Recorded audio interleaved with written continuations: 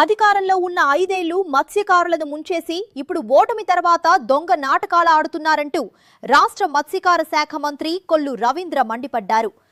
YS Jaganmohan Reddy Visakhapatnam పర్యటనను తప్పుపడుతూ మంత్రి Kollu Ravindra media సమావేశంలో సంచలన వ్యాఖ్యలు చేశారు. గత 5 ఏళ్ల వైసీపీ పాలనలో మత్స్యకారుల పొట్టగొట్టి వారి జీవితాలను చిందరవందర చేసిన జగన్ ఇప్పుడు పరామర్శల పేరుతో కొత్త డ్రామాలు ఆడుతున్నారని విమర్శించారు. విశాఖ తీరంలో పడవ ప్రమాదం జరిగిన వెంటనే కూటమి ప్రభుత్వం అత్యంత వేగంగా స్పందించిందని మంత్రి గుర్తు చేశారు. ప్రమాదం జరిగిన 72 గంటల్లోనే 3 మెన్ కమిటీ నివేదిక ఆధారంగా ముఖ్యమంత్రి చంద్రబాబు నాయుడు ఆదేశాల మేరకు ప్రతి బాధిత కుటుంబానికి 10 లక్షల రూపాయల చెక్కులను ప్రభుత్వం అందజేసిందని ఆయన చెప్పారు. భారతదేశ చరిత్రలోనే ఇంత వేగంగా ఎక్స్గ్రేషియా ఇవ్వటం ఇదే మొదటిసారి అని మంత్రి స్పష్టం చేశారు. జగన్మోహన్ రెడ్డి గారు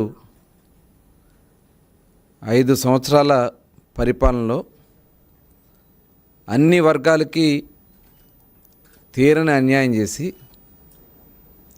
ఇవాళ కొత్త డ్రామాలు ఆడటానికి బయలుదేరుతూ ఉన్నారు.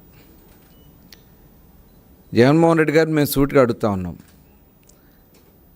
5 సంవత్సరాల మీ పరిపాలనలో మత్స్యకారులకి పొట్టగొట్టి మత్స్యకారుల జీవితాల్ని చిందరవందర చేసి ఇవాళ దొంగ నాటకాలు ఆడటానికి విశాఖపట్నంలో జరిగినటువంటి పడవ ప్రమాదంలో చనిపోయిన కుటుంబాల్ని పరామర్శ పేరుతో దొంగ నాటకాలు ఆడటానికి జగన్మోహన్ రెడ్డి గారు బయలుదేరుతూ ఉన్నారు. ఎప్పుడైతే ఆ పడవ ప్రమాద విషయం తెలిసిన వెంటనే ప్రభుత్వం వెంటనే స్పందించడం, ఎవరైతే ఆ పడవని 30వ తారీఖు వాళ్ళు సముద్రంలోకి వేటకెళ్ళడం జరిగింది. తర్వాత 3వ తారీఖు ఆ పడవ ప్రమాదం జరిగిందని చెప్పి వాళ్ళు వెళ్ళిన వాళ్ళు కనపట్లేదని చెప్పి సమాచారం వచ్చిన వెంటనే ప్రభుత్వం నేవల్ వాళ్ళని అప్రమత్తం చేయటం, కోస్ట్ గార్డ్స్ని అప్రమత్తం చేయటం, ప్రత్యేక పడవలను పంపించి వాళ్ళని వెతికే కార్యక్రమాలు చేయడానికి పూనుకోవడం జరిగింది. వాళ్ళు ఈదుకుంటూ అందులో ఒక వ్యక్తి మాత్రమే బయటపడటం జరిగింది.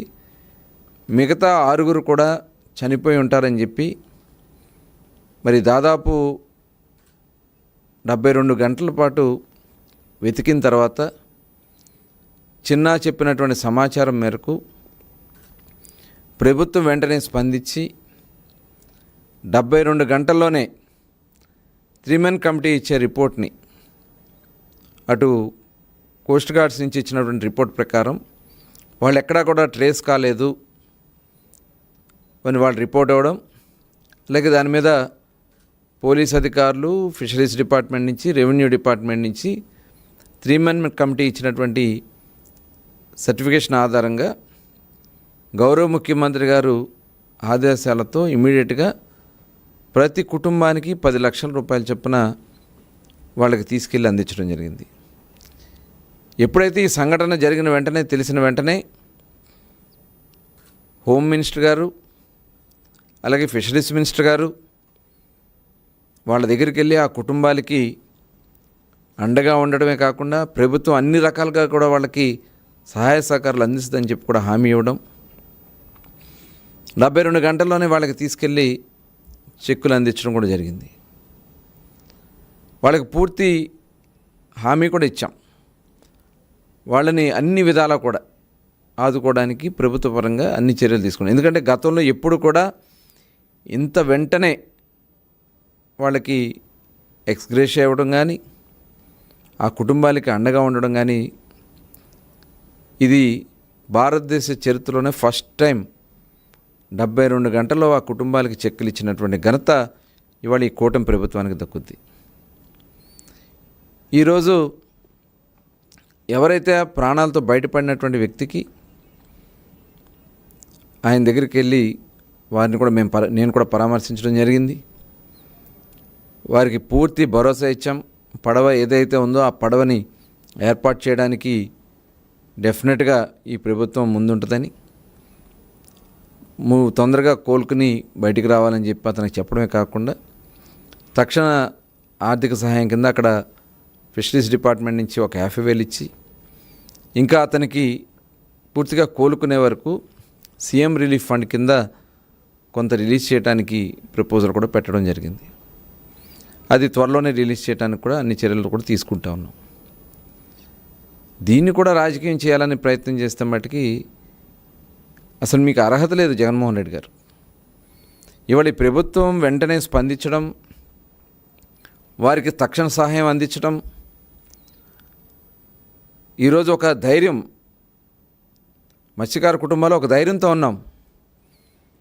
మీరు వెళ్ళి అక్కడ రాజకీయం చేయాలని ప్రయత్నం చేస్తే మాకొచ్చే నష్టపరిహారం మేము నష్టపోతామని ఇవాళ రాష్ట్ర వ్యాప్తంగా ఉన్నటువంటి మత్స్యకారులు ఆందోళన ఉంది. ఎందుకంటే 5 సంవత్సరాలు మీరేమీ చేయలే. ఆనాడు 63 మందికి మీరు మరి లాస్ట్ గవర్నమెంట్లో మీ కాళ్ళ చుట్టూ తిరిగినా, మీ ఆఫీసుల చుట్టూ తిరిగినా, మీ కాళ్ళు పట్టుకున్నా కూడా కనీసం డెత్ సర్టిఫికెట్లు కూడా ఇప్పించలేనటువంటి పరిస్థితి మీకుండి, ఆ డెత్ సర్టిఫికెట్లు ఇవ్వని కారణంగా మరి ఎక్స్గ్రేషియా కూడా రాని కారణంగా అటు పెన్షన్లు రాక నానా ఇబ్బందులు పడితే, మరి ఈరోజు కూటమి ప్రభుత్వం వచ్చిన వెంటనే 63 మందికి 3,15,00,000 రూపాయలు వాళ్ళకి ఎక్స్గ్రేషియా అందించినటువంటి ఘనత ఇవాళ కూటమి ప్రభుత్వం అంది. ఇవాళ ఇమ్మీడియట్గా స్పందించినటువంటి విధానం వచ్చిన సంవత్సరంలోనే పాత ప్రభుత్వంలో ఏదైతే మీరు పెండింగ్ పెట్టినటువంటి నష్టపరిహారం ఎక్స్గ్రేషియాని చనిపోయినటువంటి కుటుంబాలకి చెక్కులు పంపించి ఆదుకున్నటువంటి ఘనత ఈ కూటమి ప్రభుత్వం అంది. మీ వల్ల 5 సంవత్సరాల్లో మత్స్యకార కుటుంబాలన్నీ కూడా నష్టపోయినాయి. ఆనాడు జీవో నెంబర్ 217 తీసుకొచ్చారు. జీవో నెంబర్ 217 తీసుకొచ్చి తరతరాలుగా ఉన్నటువంటి హక్కుగా ఉన్నటువంటి చెరువుల్ని మీ దాయాదులకి అప్పనంగా అప్పచెప్పడానికి జీవోలు తీసుకొస్తే కూటమి ప్రభుత్వం వచ్చిన వెంటనే జీవో నెంబర్ 217ని రద్దు చేసినటువంటి ఘనత ఇవాళ కూటమి ప్రభుత్వాన్ని. ఆ రోజున కూడా మేము హామీ ఇచ్చాం, మీది ఎవరు కూడా అధైర్యపడద్దు, మీకు తోడుగా అండగా మేము ఉంటాం, మిమ్మల్ని అన్ని విధాలా కూడా మీకు భరోసా ఇస్తామని చెప్పి హామీ ఇచ్చి ఇవాళ జీవో నెంబర్ 217ని రద్దు చేయడం జరిగింది. అదే కాదు, మరి ఆ రోజున హుద్హుద్ తుఫాన్ వస్తే హుద్హుద్ తుఫాన్లో భారతదేశంలోనే ఫస్ట్ టైం